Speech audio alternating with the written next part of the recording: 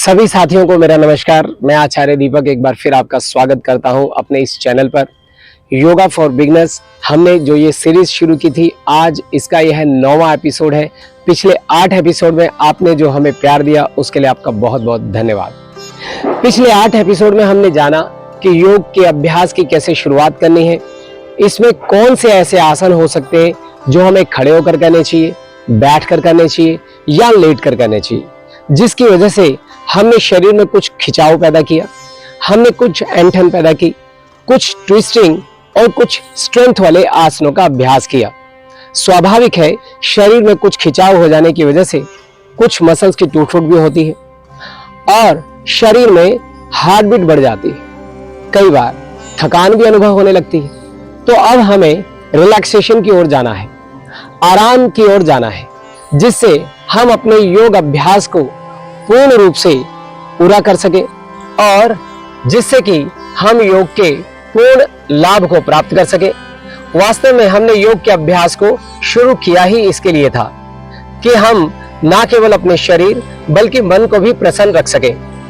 तो योग अभ्यास के बाद अब हम अगले चरण में चलेंगे, जिसमें हमें रिलैक्सेशन की कुछ टेक्निक का इस्तेमाल करना होता है, जिसमें सबसे प्रिय आसन कहा जाने वाला जो आसन है वह है शवासन।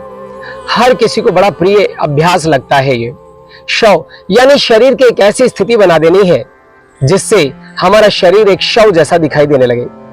वास्तव में इसको हम यूं भी समझ सकते हैं कि आसनों के अभ्यास को करते करते हम एक पूरा जीवन जी लेते हैं और जब शव आसन के बाद हम वापस उठते हैं तो हमारा एक जैसे नया जन्म हो चुका होता है। इतना आनंदित और ताजगी भरा हम महसूस करते हैं। शवासन में देखने को तो ये ऐसा लगता है कि जैसे कोई बस सीधा ही लेटा है, लेकिन यह केवल इतना नहीं है। वास्तव में शवासन के अभ्यास में आपको अपने मैट पर सीधे लेट जाना होता है और शरीर के निचले हिस्से से ऊपर की ओर चलते हुए एक एक अंग को शिथिल, शांत और निष्क्रिय कर देना है, जिससे आपका ध्यान धीरे धीरे आपके शरीर से दूर हो जाता है और ऐसा करते हुए श्वास और मन से भी कुछ समय के लिए ध्यान हट जाता है। इनका आभास ही नहीं हो पाता। यही एक समय पर पहुंचकर शवासन की स्थिति कहलाती है। ये शवासन हमारे शरीर के सभी केंद्रों को, सभी तंत्रों को एकदम रिलैक्स कर देता है। सभी नस नाड़ियां मानो फिर से ऊर्जावान हो जाती हैं, ऐसा हमें एहसास होता है। और जब हम शवासन से वापस उठते हैं, एकदम शरीर तरोताजा हो जाता है और जितने भी योग के अभ्यास से या आपने दिन भर में जो भी काम किया था उसके कारण जो शरीर थकान अनुभव करता था वह कहीं दूर चली जाती है और आपका मन बहुत ही ज्यादा आनंदित और प्रसन्नता भरा हो जाता है। तो शवासन का अभ्यास इस तरीके से आपको अपने योगा सेशन के अंत में जरूर करना चाहिए। इसी के बाद आपका अभ्यास पूरा होता है। इसके साथ ही साथ आप कुछ समय के लिए ध्यान का अभ्यास भी कर सकते हैं। ध्यान के अभ्यास के लिए हमें एक ऐसे आसन का चुनाव करना होता है जिसमें आप कुछ देर कंफर्टेबल यानी कि आरामदायक स्थिति में बैठ सकें और जिसमें आप सुख भी अनुभव करें। आपकी कमर और गर्दन एक सीध में हो, बस इसी बात का ध्यान रखना होता है। कई बार हम दूसरों की देखा देखी एक ऐसे आसन का चुनाव कर लेते हैं जिसमें हमें कुछ दर्द अनुभव होता है, हम ज्यादा देर तक उसमें बैठ नहीं पाते या हमारा ध्यान दर्द की ओर या खिंचाव की ओर बना रहता है। ऐसे आसनों का चुनाव हमें योग अभ्यास में ध्यान के समय में नहीं करना चाहिए। तो अब आप किसी भी एक आसन का चुनाव करें। आप जमीन पर ना बैठ सकें तो चेयर पर बैठकर भी कर सकते हैं। करना यह है कि आपको कमर और गर्दन एक सीधी रेखा में रखनी है। चारों ओर से ध्यान हटाकर केवल और केवल अपने श्वास पर ध्यान टिकाएं। भगवान कृष्ण कहते हैं नासिकाग्र दृष्टि रखें, यानी कि नाक के अगले भाग पर आप अपने ध्यान को टिका सकते हैं। कुछ लोगों का अनुभव है कि अगर आप यह भी ना कर सकें तो भ्रू मध्य दृष्टि रखें, यानी कि आईब्रो सेंटर पर देखते हुए भी आपका ध्यान बड़ी ही जल्दी लग जाता है। ऐसा करते हुए आप अपने ध्यान में अपने आप को आगे बढ़ा सकेंगे। शुरू में 1 या 2 मिनट बैठे, धीरे धीरे इस अभ्यास को आगे बढ़ाते जाएं, 5 मिनट और 10 मिनट तक चले जाएं।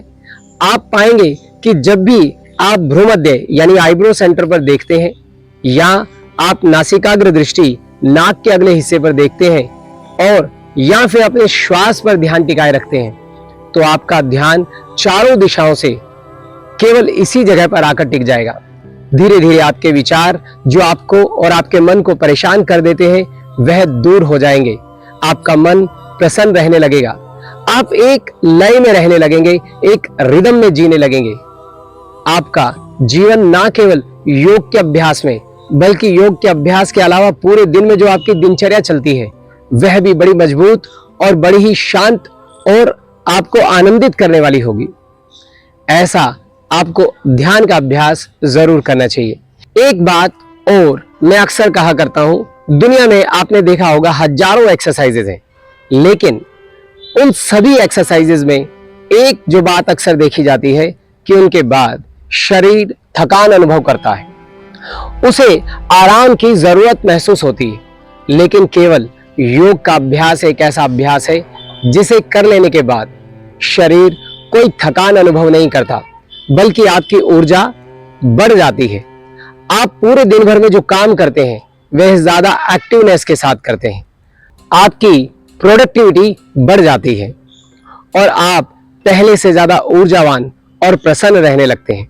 इसलिए आपको योग का अभ्यास नियमित रूप से करना चाहिए, जिसमें ध्यान और शवासन का अभ्यास भी उसके बाद अवश्य कर लेना चाहिए।